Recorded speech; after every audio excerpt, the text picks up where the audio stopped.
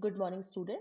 मेरा नाम डॉक्टर शालिनी पांडे है और आज के वीडियो में हम होम साइंस का जो बीए फर्स्ट सेमेस्टर का एनईपी बेस्ड सिलेबस है उसके बारे में चर्चा करेंगे। तो इस सेमेस्टर जो फर्स्ट सेमेस्टर है होम साइंस का बीए में, उसके अंतर्गत जो कोर्स आपको पढ़ना है उसका नाम है fundamentals of nutrition and human development. अर्थात जो पोषण और मानव विकास के आधारभूत सिद्धांत है उसके बारे में आपको इस कोर्स के अंतर्गत अध्ययन करना है। तो अगर हम इस कोर्स को देखें, जैसा हमें नाम से ही पता चल रहा है, यह कोर्स दो हिस्सों में डिवाइडेड है। इसके दो पार्ट है। एक पार्ट है न्यूट्रिशन अर्थात पोषण से संबंधित, और जो दूसरा पार्ट है वो है ह्यूमन डेवलपमेंट अर्थात मानव विकास से संबंधित। तो इन्हीं दो पार्ट पे आधारित जो आपकी यूनिट्स हैं उनको डिवाइड किया गया है।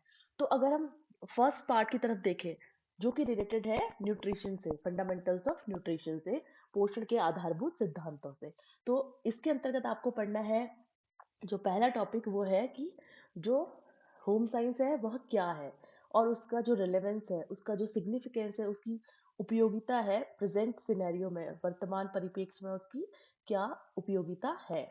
उसके अलावा इसके अंतर्गत आपको पढ़ना है जो भी कंट्रीब्यूशन बनाया गया है, भारतीय जो होम साइंटिस्ट हैं अलग अलग, उनके द्वारा इस क्षेत्र में क्या क्या योगदान दिया गया है। तो इसमें मुख्य रूप से आपको एम एस स्वामीनाथन, सीवी गोपालन, एस के डे और रविन्द्रनाथ टैगोर आदि के बारे में, उनके कॉन्ट्रीब्यूशंस के बारे में अध्ययन करना है। तो इसके लिए जो एलोकेटेड लेक्चर्स हैं वो 3 लेक्चर हैं। 3 लेक्चर में आपको फर्स्ट यूनिट की जो टॉपिक्स हैं इनके बारे में अध्ययन करना है।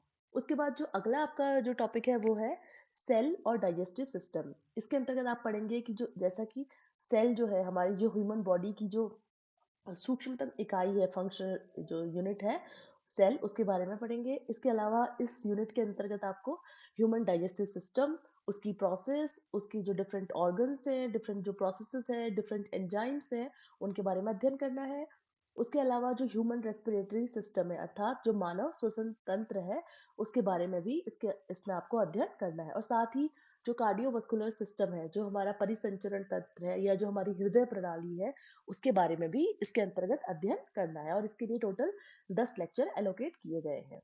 उसके बाद जो थर्ड यूनिट है वो आपकी डील करती है मोस्टली फूड और न्यूट्रिशन से रिलेटेड, अर्थात जो भोज्य पदार्थ है और जो पोषक तत्व है उनके बारे में इसके अंतर्गत आपको अध्ययन करना है। तो इसमें आपको अध्ययन करना है जो फूड है, जो भोज्य पदार्थ है, वो किस तरह से क्लासिफाइड किए गए हैं, जो डिफरेंट फूड ग्रुप्स हैं, जो खाद्य समूह हैं, उनके बारे में और उनके क्या क्या फंक्शंस हैं उनके बारे में आपको अध्ययन करना है। इसके अलावा आपको इसमें जो न्यूट्रिशन है कि पोषण क्या होता है, उसके जो बेसिक कंसेप्ट्स हैं उसके बारे में पढ़ना है।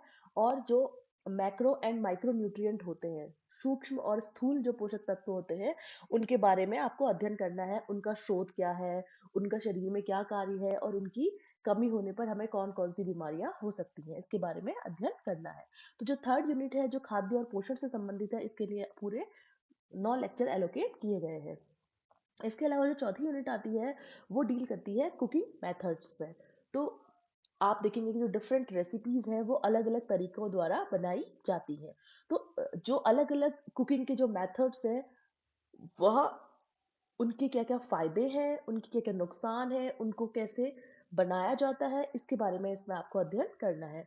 इसके अलावा इस टॉपिक में आपको या इस यूनिट में आपको ये भी अध्ययन करना है कि जो वेरियस टाइप के जो न्यूट्रिएंट्स हैं, जो अलग अलग तरह के पोषक तत्व हैं, उनको कैसे संरक्षित रखा जाए जब हम कुकिंग प्रोसेस को कर रहे हैं, ताकि हम इस तरह से कुकिंग करें कि जो न्यूट्रिएंट है, जो पोषक तत्व है, उनका कम से कम नुकसान हो। तो वो उसके क्या तरीके हैं उसके बारे में भी हम अध्ययन करेंगे। इसके अलावा कुछ ऐसे तरीके भी हमारे पास होते हैं जिसके द्वारा हम जो हमारे भोज्य पदार्थ है उनकी जो न्यूट्रिशनल वैल्यू है, उनका जो पोषण मूल्य है, उसमें हम सुधार कर सकते हैं या उसको एनहांस कर सकते हैं। उसमें मुख्य रूप से आती है आपकी जर्मिनेशन, जिसको हम कहते हैं अंकुरण। उसके अलावा है फर्मेंटेशन, खमीरीकरण और फूड सिनर्जी। तो इन सभी के बारे में भी आपको फोर्थ यूनिट में अध्ययन करना है और इसके लिए टोटल 8 लेक्चर्स एलोकेटेड किए गए हैं। तो ये हो गया आपका पार्ट ए, जो कि डील कर रहा है फंडामेंटल्स ऑफ न्यूट्रिशन से, अर्थात जो पोषण है उसके आधारभूत सिद्धांत से संबंधित। उसके बाद आता है आपका पार्ट बी, जो कि डील करता है ह्यूमन डेवलपमेंट से। तो इसमें जो यूनिट 5 है वो आपकी डील करती है इंट्रोडक्शन टू ह्यूमन डेवलपमेंट, अर्थात जो मानव विकास है उसका इंट्रोडक्शन, उसका एक परिचय आपको दिया जाएगा इसके अंतर्गत। तो विभिन्न जो कंसेप्ट हैं, डेफिनेशंस हैं, क्यों हम ह्यूमन डेवलपमेंट को स्टडी कर रहे हैं इसके बारे में हम अध्ययन करेंगे। जो ह्यूमन डेवलपमेंट है उसके क्या-क्या क्षेत्र हैं, क्या-क्या डोमेन्स हैं इसके बारे में अध्ययन करेंगे। ह्यूमन डेवलपमेंट की वेरियस स्टेजेस के बारे में पढ़ेंगे और जो डेवलपमेंट है उसके अलग-अलग जो कॉन्टेक्स्ट हैं उनके बारे में भी हम अध्ययन करेंगे। इसके अलावा हम देखेंगे कि ग्रोथ और डेवलपमेंट है उनमें क्या डिफरेंस है, उनके क्या-क्या प्रिंसिपल्स हैं, किस तरह से ग्रोथ होती है और किस तरह से डेवलपमेंट होता है और जो हेरिडिटी और एनवायरनमेंट है वो किस तरह से ह्यूमन डेवलपमेंट को अफेक्ट करते हैं। तो जो हम हमारे कुछ जो जन्मजात विशेषताएँ होती हैं और कुछ हम जो अपने वातावरण से सीखते हैं, वो किस प्रकार से मानव विकास को प्रभावित करते हैं। तो इन कारकों के बारे में भी हम अध्ययन करेंगे। उसके बाद जो हमारी छठी यूनिट है वो डील करती है prenatal development and birth processes से।